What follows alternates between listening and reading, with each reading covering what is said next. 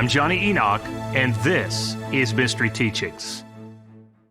If I mention Pythagoras to most of you, you'd probably start thinking back to when you were in math class in school and learned about Pythagoras' theorem, or a squared plus b squared equals c squared. That's when you have a triangle that has a 90-degree or right angle, and you make squares on each side of those three sides. Then we discover that the largest square has an identical sized area to the other squares combined. But Pythagoras was much more than a mathematician. He was a mathemagician, or an esotericist and a great thinker. So for those reasons, we will be talking very little about his math skills on this episode and more about his profound wisdom and teachings. Pythagoras lived between 570 and 495 BCE and is regarded today as a Greek philosopher and founder of Pythagoreanism.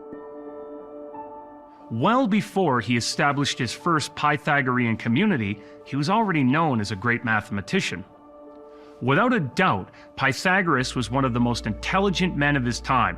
In fact, his views and philosophies influenced other great philosophers like Plato and Aristotle. In truth, he is said to have greatly affected Western thought. He established his now famous school at Crotona in the south of Italy about 529 BCE, and in a short period of time, disciples flocked to him from all over Greece and even Italy.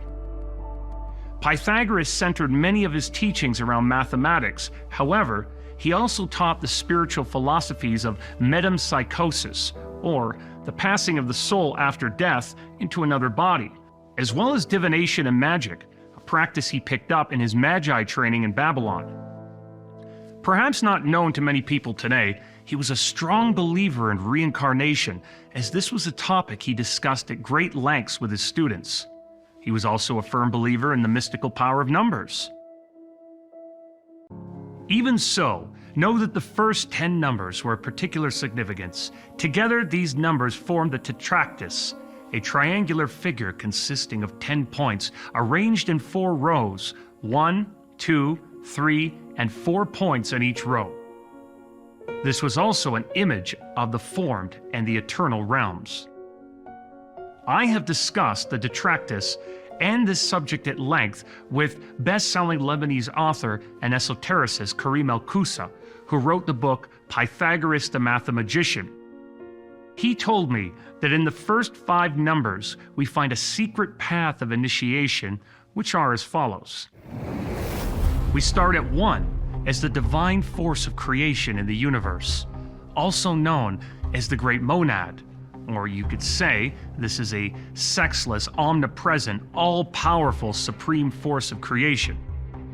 The number 2, we present this as the dyad. This is the dualistic principle of the created manifested world, the break of unity, if you will. The role of the initiate is thus to escape the evil deed of the dyad and the illusion of the physical world by embracing number 3, the triad. This is just like the Rosicrucian teaching of the triangle, but it is through performing a harmonious balance in this triune nature of mind, body, and spirit. When this successfully transpires, the initiate then consciously enters the realm of number 4, the sacred tetrad, where the crucifixion of his 4 natural elements, air, fire, water, and earth, takes place before ultimately reaching the resurrection of his ethereal being into the sphere of number 5, the pentad. This symbol is not only the secret sign that was used by the Pythagoreans to identify themselves to each other, but it also symbolized a reconciliation and concord.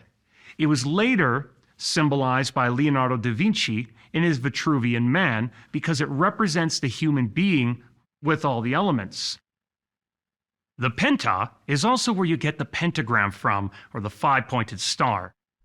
Not only is this the pattern that Venus moves in, but I think it's very fascinating that the ancients knew that and they associated it with Venus.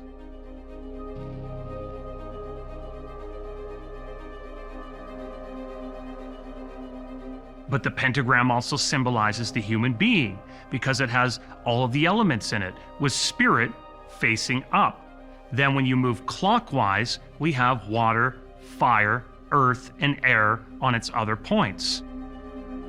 I do want to add that in occult traditions, this symbol has been used for protection, banishing, and invocations when drawn upright from various corners. However, some associate this symbol with negative uses when it has been inverted, as not only do some groups superimpose a Baphomet or a goat-like devil's head over it, but another way of interpreting the inverted pentagram is that you are placing spirit descending downwards in putting all the earthly or material elements first by this configuration. We also find the inverted pentagram and these principles demonstrated in the devil card in the tarot, as often you see that this symbol is above a man and a woman who are chained to all the earthly and material trappings.